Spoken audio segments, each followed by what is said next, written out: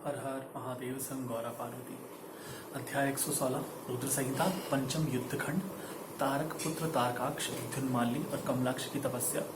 ब्रह्मा द्वारा उन्हें वर प्रदान, मय द्वारा उनके लिए 3 पुरों का निर्माण और उनकी सजावट शोभा का वर्णन शुरू करते हैं। नारद जी ने कहा, पिताजी, जो गणेश और स्वामी कार्तिक की उत्तम कथाओं से ओतप्रोत तथा आनंद प्रदान करने वाला है, भगवान शंकर के गृहस्थ संबंधी उस उत्तम चरित्र को हमने सुन लिया। अब आप कृपा करके उस परमोत्तम चरित्र का वर्णन कीजिए जिसमें रुद्रदेव ने खेल ही खेल में दुष्टों का वध किया था। महान वीरशाली भगवान शंकर ने देवद्रोहियों के तीनों नगरों को एक ही साथ एक ही बाण से किस प्रकार भस्म कर डाला। भगवान जिनके भाल में बाल चंद्रमा सुशोभित है तथा जो सदा माया के साथ विहार करने वाले हैं, उन भगवान शंकर का चरित्र देवर्षियों को आनंद प्रदान करने वाला है।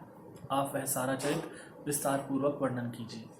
ब्रह्मा जी बोले, ऋषि श्रेष्ठ, पहले किसी समय व्यास ने सनत कुमार से ऐसा ही प्रश्न किया था। उस समय सनत कुमार ने जो कुछ उत्तर दिया था वही मैं वर्णन करता हूँ।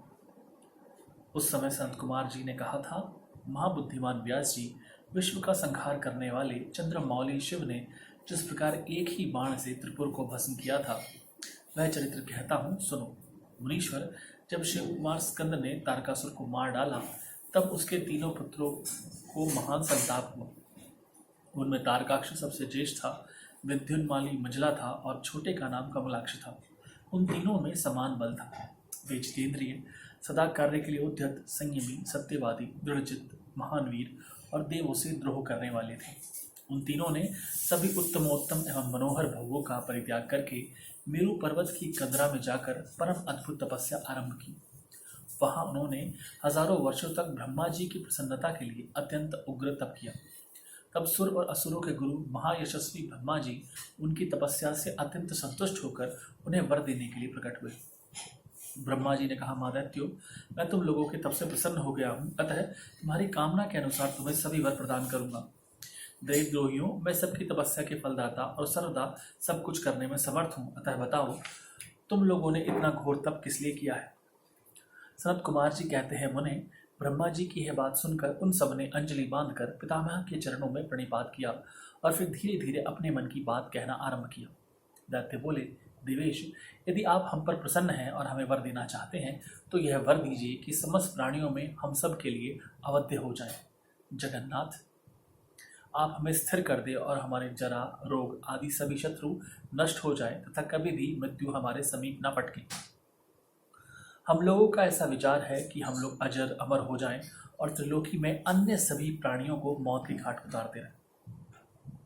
क्योंकि ब्रह्मन, यदि 5 ही दिनों में काल के गाल में चला जाना निश्चित ही है, तो अतुल लक्ष्मी, उत्तमोत्तम नगर, अन्य अन्य भोग सामग्री, उत्कृष्ट पद और ऐश्वर्य से क्या प्रयोजन है। मेरे विचार से तो उस प्राणी के लिए ये सभी व्यर्थ है। सनत कुमार जी कहते हैं, महर्षि, उन तपस्वी दैत्यों की यह बात सुनकर ब्रह्मा अपने स्वामी गिरिशाई भगवान शंकर का ध्यान करके बोले। ब्रह्मा जी ने कहा, असुरो, अमृत तो सभी को नहीं मिल सकता, अतः तुम लोग अपना यह विचार छोड़ दो।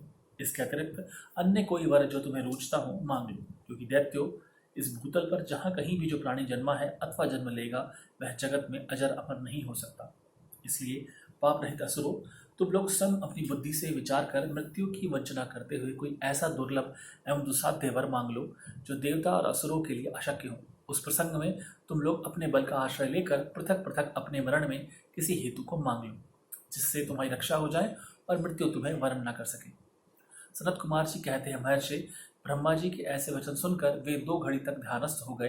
फिर कुछ सोच विचार कर सर्वलोक पितामह ब्रह्मा जी से बोले।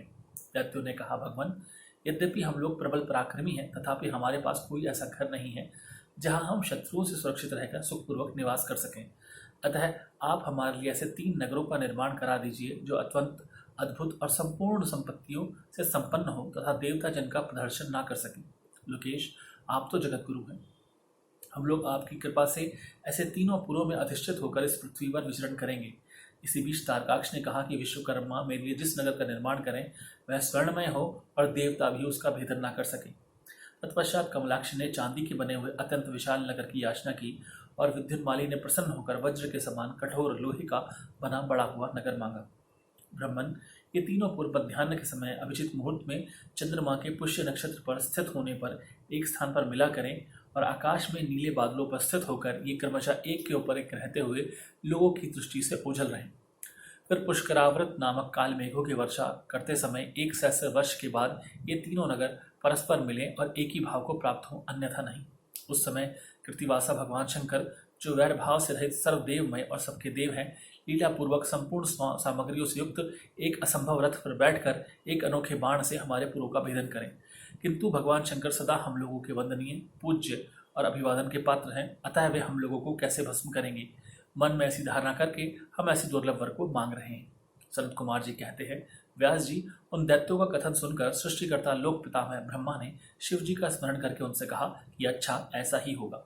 फिर मैं को भी आज्ञा देते हुए उन्होंने कहा, हे मैं, तुम सोने, चांदी और लोहे के 3 नगर बना दो। यो मैं को आदेश देकर ब्रह्मा जी उन तारक पुत्रों के देखते देखते अपने धाम स्वर्ग को चले गए। तदनंतर धैर्यशाली मैं ने अपने तपोबल से नगरों का निर्माण करना आरंभ किया। उसने तारकाक्ष के लिए स्वर्णमय, कमलाक्ष के लिए रजतमय और विद्युन्माली के लिए लौहमय, ये 3 प्रकार के उत्तम दुर्ग तैयार किए। वे पुर क्रमशः स्वर्ग, अंतरिक्ष और भूतल पर निर्मित हुए थे।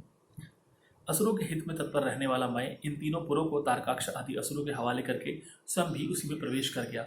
इस प्रकार इन तीनों पुरों को पाकर महान बल पराक्रम से संपन्न वे तारकासुर के लड़के उनमें प्रविष्ट हुए और समस्त भोगों का उपभोग करने लगे। वे नगर कल्प वृक्षों से व्याप्त तथा हाथी घोड़ों से संपन्न थे। उनमें मणि निर्मित जालियों से आच्छादित बहुतेरे महल बने हुए थे। वे पद्मराग के बने हुए एवं सूर्य मंडल के समान चमकीले विमानों से, जिनमें चारों ओर दरवाजे लगे थे, शोभायमान थे। कैलाश शिखर के समान ऊंचे तथा चंद्रमा के समान उज्ज्वल दिव्य प्रासादों तथा गोपुरों से उनकी अद्भुत शोभा हो रही थी। वे अप्सराओं, गंधर्वों, सिद्धों तथा चारणों से खचाखच भरे थे। प्रत्येक महल में शिवालय तथा अग्निहोत्रशाला की प्रतिष्ठा हुई थी। उनमें शिव भक्ति परायण शास्त्रज्ञ ब्राह्मण सदा निवास करते थे। वे बावली, कूप, तालाब और बड़ी बड़ी तलैयों से तथा समूह के समूह स्वर्ग से च्युत हुए वृक्षों से युक्त उद्यानों और वनों में सुशोभित थे। बड़ी बड़ी नदियों, नदों और छोटी छोटी सरिताओं, जिनमें कमल खिले हुए थे, उनकी शोभा और बढ़ गई थी। उनमें संपूर्ण कामनाओं को पूर्ण करने वाले अनेकों फलों के भार से लदे हुए वृक्ष लगे थे, जिनसे वे नगर विशेष मनोहर लगते थे। वे झुंड के झुंड मदमद गजराजों से, सुंदर सुंदर घोड़ों से, नाना प्रकार के आकार प्रकार वाले रथों एवं शिविकाओं से अलंकृत थे। उनमें समयानुसार पृथक पृथक क्रीड़ा स्थल बने थे और वेदाध्ययन की पाठशालाएं भी भिन्न भिन्न निर्मित हुई थी। वे पापी पुरुषों के लिए मनमाड़ी से भी अगोचर थे। उन्हें सदाचारी पुण्यशील महात्मा ही देख सकते थे। पति सेवा परायण तथा कुधर्म से विमुख रहने वाली प्रतिव्रता नारियों ने उन नगरों के उत्तम स्थलों को सर्वत्र पवित्र कर रखा था। उनमें महाभाग शूरवीर दैत्य और श्रुति स्मृति के अर्थ के तत्वज्ञ एवं सर्वधर्म परायण ब्राह्मण अपनी स्त्रियों तथा पुत्रों के साथ निवास करते थे।